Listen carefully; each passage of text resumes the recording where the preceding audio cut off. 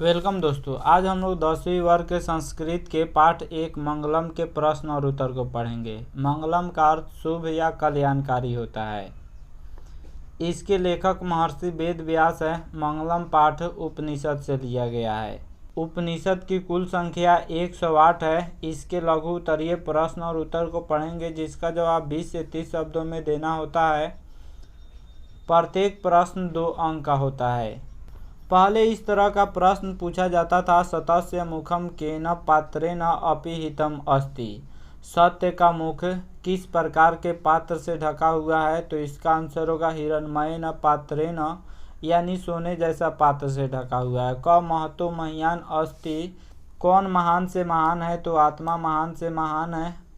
अगला प्रश्न किम जयते, तो सत्यम हो जाएगा। किसकी जीत होती है? सत्य की जीत होती है। अगला प्रश्न है देवयान पंथा केन वितता अस्ति, देवलोक का रास्ता किससे प्राप्त होता है? तो इसका आंसर सत्येन हो जाएगा, सत्य से प्राप्त होता है।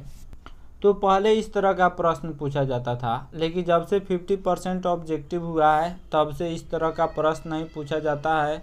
लघु उत्तरीय प्रश्न 2 अंक स्तरीय पूछा जाता है। कुल प्रश्न 16 होता है, उसमें से 8 ही का जवाब देना होता है। प्रत्येक प्रश्न 2 अंक का है। चलते हैं प्रश्न की ओर। पहला प्रश्न है, नदी और विद्वान में क्या समानता है? यह 2020 के एनुअल एग्जाम में यानी इसी साल पूछ चुका हुआ है।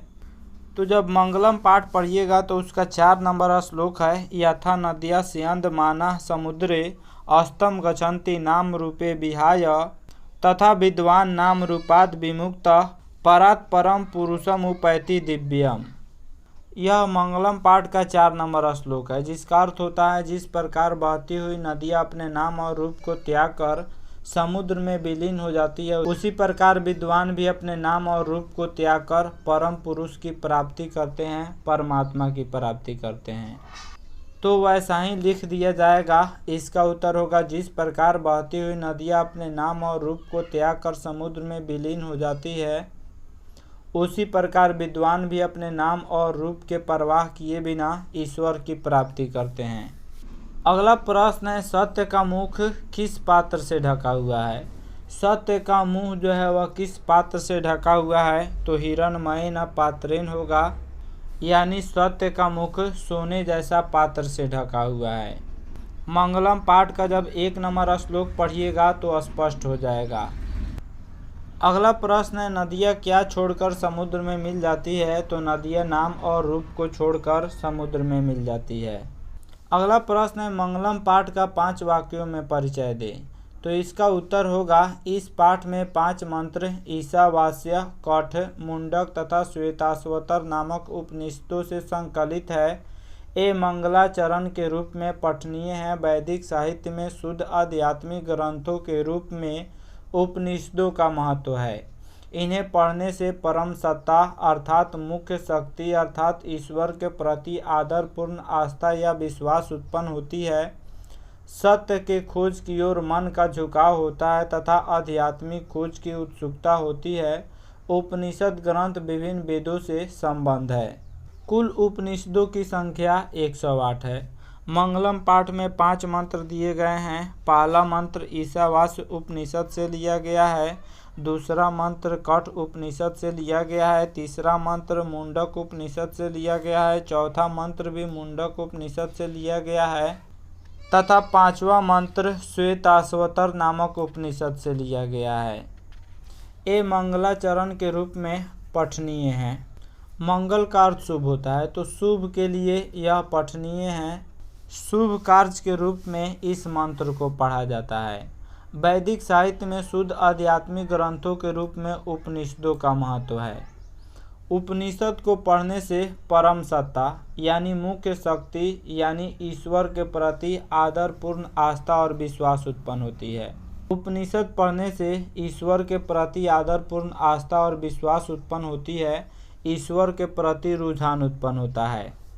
सत्य की खोज की ओर मन झुकता है। आध्यात्मिक खोज की उत्सुकता होती है। आत्मा परमात्मा को जानने की एक उत्सुकता होती है। उपनिषद जो होता है वह विभिन्न वेदों से संबंध होता है। वेदों से निकालकर उपनिषद को बनाया गया है। यानी उपनिषद जो है वह वेद से संबंधित है। अगला प्रश्न है, मंगलम पाठ के आधार पर सत्य की महत्ता पर प्रकाश डालें। तो मंगलम पाठ का 3 नंबर श्लोक है, सत्यमेव जयते नान्यरितम सत्येन पंथा बीततो देवयानः एना कर्मन्ति ऋषियो ह्याप्त कामा यत्र तत् सतस्य परम निधानम। इसका अर्थ होगा सत्य की ही जीत होती है, झूठ की नहीं। सत्य से देवलोक का रास्ता प्राप्त होता है, झूठ से नहीं। ऋषि लोग उसी सत्य की प्राप्ति करते हैं जहाँ सत्य का भंडार है। तो इसका उत्तर होगा सत्य की महत्ता का वर्णन करते हुए महर्षि वेदव्यास कहते हैं कि हमेशा सत्य की ही जीत होती है, झूठ की जीत कभी नहीं होती है। सत्य से ही देवलोक का रास्ता निकलता है। ऋषि लोग देवलोक को प्राप्त करने के लिए उस सत्य को प्राप्त करते हैं जहाँ सत्य का भंडार है। अगला प्रश्न है, मंगलम पाठ के आधार पर आत्मा की विशेषताएं बतलाएं। मंगलम पाठ का 2 नंबर श्लोक पढ़िएगा तो उसमें बताया गया है कि मनुष्य के हृदय रूपी गुफा में अणु से भी सूक्ष्म और महान से महान आत्मा विद्यमान है। ऋषि लोग शोक रहित होकर उस आत्मा को देखते हैं। तो इसका उत्तर होगा मंगलम पाठ में संकलित कठ उपनिषद से लिए गए मंत्र में महर्षि वेदव्यास कहते हैं कि प्राणियों की आत्मा हृदय रूपी गुफा में बंद है। यह सूक्ष्म से सूक्ष्म और महान से महान है, यानी छोटा से छोटा और महान से महान है। इस आत्मा को वश में नहीं किया जा सकता है। विद्वान लोग शोक रहित होकर परमात्मा अर्थात ईश्वर की दर्शन करते हैं। परमात्मा का अर्थ होता है परमात्मा। परम का अर्थ मुख्य होता है, प्रधान भी होता है। तो जो मुख्य आत्मा है, मुख्य आत्मा कौन है? ईश्वर है। तो उस ईश्वर को विद्वान लोग शोक रहित होकर देखते हैं। मंगलम पाठ में आत्मा के बारे में जो श्लोक दिया गया है वह श्लोक कठ उपनिषद से लिया गया है, इसलिए यहाँ पे कठोपनिषद लिखा गया है।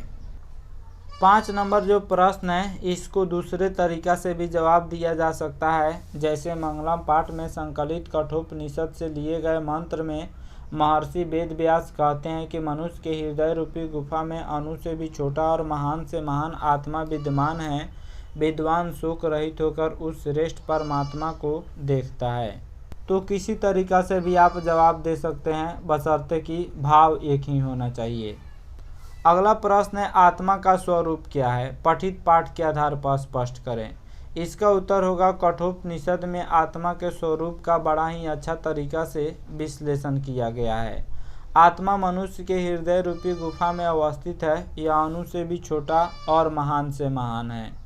इसका रहस्य समझने वाला सत्य की खोज करता है, वह शोक रहित उस परम सत्य को प्राप्त करता है। जो आत्मा के रहस्य को समझ लेता है वह ईश्वर को पा लेता है। अगला प्रश्न है, महान लोग संसार रूपी सागर को कैसे पार करते हैं? इसका उत्तर होगा श्वेताश्वतर उपनिषद में ज्ञानी लोग और अज्ञानी लोग में अंतर स्पष्ट करते हुए वेद व्यास कहते हैं कि अज्ञानी लोग अंधकार स्वरूप और ज्ञानी प्रकाश स्वरूप हैं। महान लोग इसे समझकर मृत्यु को पार कर जाते हैं, क्योंकि संसार रूपी सागर को पार करने का इससे बढ़कर अन्य कोई रास्ता नहीं है।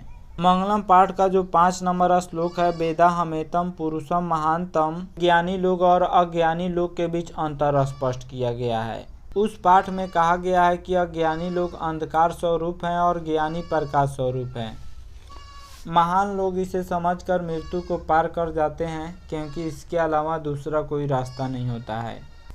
इसका उत्तर दूसरे तरीके से भी दिया जा सकता है। श्वेताश्वतर उपनिषद में ज्ञानी लोग और अज्ञानी लोग में अंतर स्पष्ट करते हुए महर्षि वेदव्यास कहते हैं कि ईश्वर ही प्रकाश का पुंज है। ईश्वर क्या है? एक प्रकाश का पुंज है। पुंज का अर्थ समूह होता है।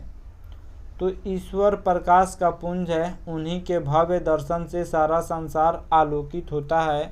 पूरा संसार ईश्वर के भव्य दर्शन से ही जगमगाता है।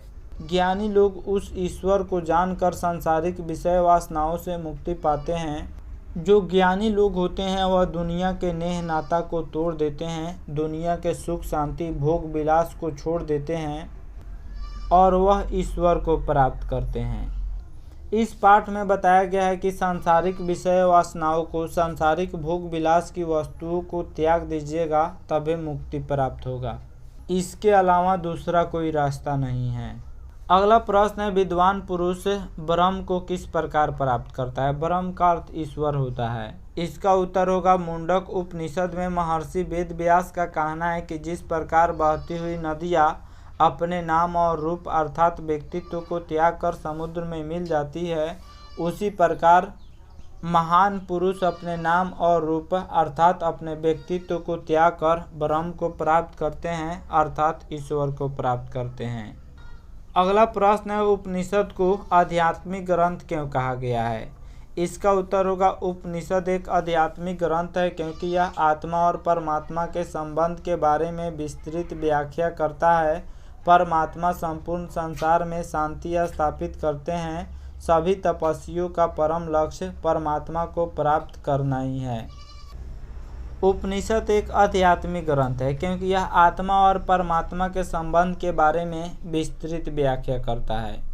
परमात्मा अर्थात ईश्वर संपूर्ण संसार में शांति स्थापित करते हैं और सभी का लक्ष्य परमात्मा को प्राप्त करना होता है।